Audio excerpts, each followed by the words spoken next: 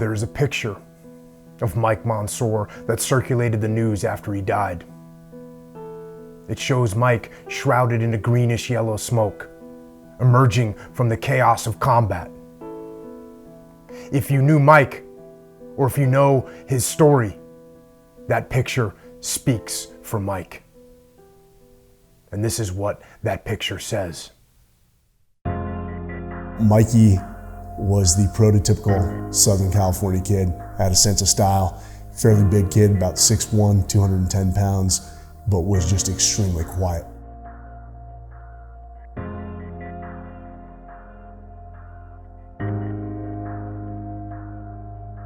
He was kind of a jokester. Every time you see him, he'd have kind of like this grin on his face, so you don't know whether or not he was scheming on something or if that was just his kind of, Southern California laid-back nature.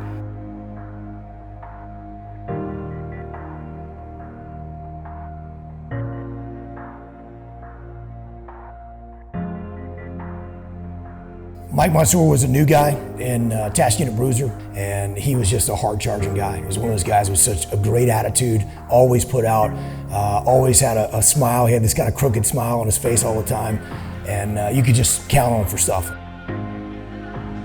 When we first got word that we were going to be the Task Unit, TU Bruiser, we were going to deploy to Ramadi, we instantly knew, each and every one of us, that we were going to war, and this was finally our moment.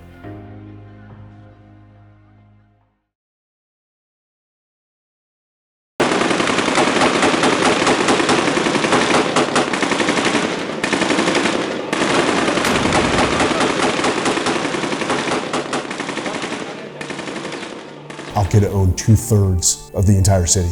Task Unit Bruiser was in the thick of the fight, and for nearly 6 months, in almost daily, dangerous and violent urban combat operations.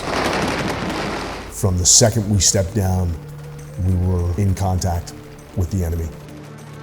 But regardless of being rattled, it didn't deter the guys from putting their kit back on and getting back out there day after day. At a time when so many guys were burnt out, had their fill of dangerous combat missions, Mike Monsoor was so eager to jock up in his combat gear, lock and load his big Mark 48 machine gun, and get out there with his Delta Platoon brothers and get after it. So this was our last operation for the deployment. We were a week out from going home. It was myself and Mikey and 2 of our other fellow SEALs, and then we also had 4 Iraqi Jundies that were with us.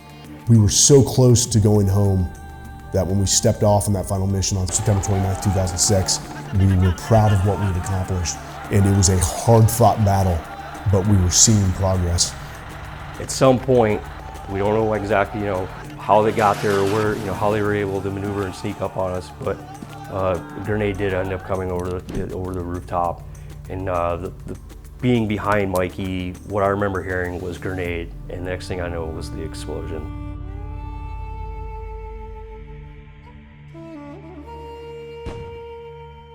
And so he made a very conscious and deliberate, selfless decision. Looked my direction, yelled grenade, and jumped down on it.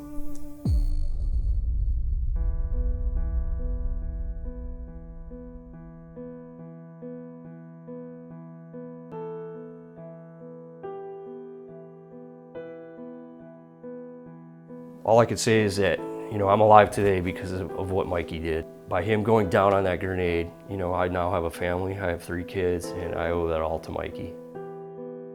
I would have loved to see Mikey become a father, because I know he would have been a great father and a great husband. He's the SEAL that we all strive to be when we're on active duty, going to war. And on behalf of a grateful nation, we will present Michael Monsoor's family with the Medal of Honor.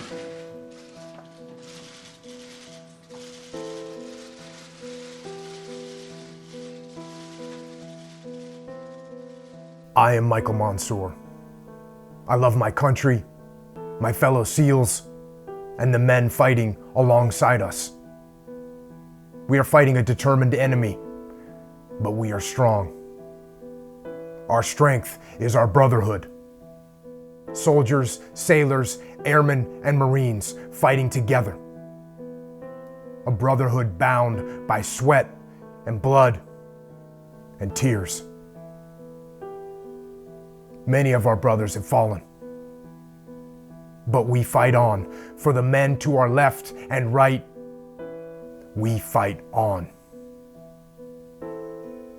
I am Michael Monsoor, and I am ready.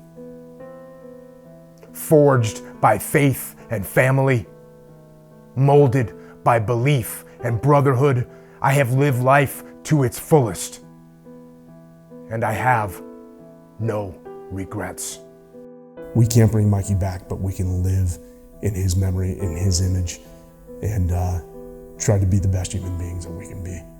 And it's just an honor to have known and worked with a guy like Mike Monsoor. The moments that I did have with Mikey, I cherish every day. I talk about him to my kids so they understand. For the United States of America, I christen thee, Michael Monsoor. May God bless this ship and all who sail in her.